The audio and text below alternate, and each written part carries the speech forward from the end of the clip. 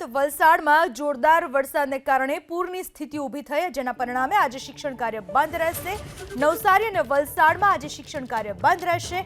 નવસારીના ગણદેવી ચીખલી તાલુકામાં શિક્ષણ કાર્ય બંધ રહેશે, તો સાથે જ ખેરગામ અને બિલીમોરામાં પણ શાળાઓ બંધ રહેશે। વલસાડની વાત કરીએ, ધરમપુર અને કપરાડામાં આજે શાળાઓ બંધ। તો વલસાડ તાલુકામાં શાળા કોલેજમાં આજે રજા જાહેર કરવામાં આવી છે। ભારે વરસાદને પગલે પૂરની સ્થિતિનું નિર્માણ થયું છે। નદીઓમાં નવા નીર આવતા નદીઓ પણ બે કાંઠે વહેતી થઈ છે।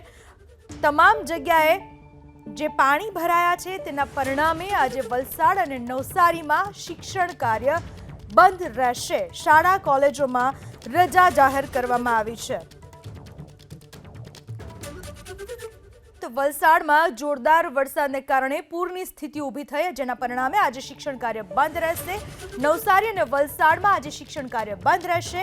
નવસારીના ગણદેવી ચીખલી તાલુકામાં શિક્ષણ કાર્ય બંધ રહેશે, તો સાથે જ ખેરગામ અને બિલીમોરામાં પણ શાળાઓ બંધ રહેશે। વલસાડની વાત કરીએ, ધરમપુર અને કપરાડામાં આજે શાળાઓ બંધ। તો વલસાડ તાલુકામાં શાળા કોલેજમાં આજે રજા જાહેર કરવામાં આવી છે।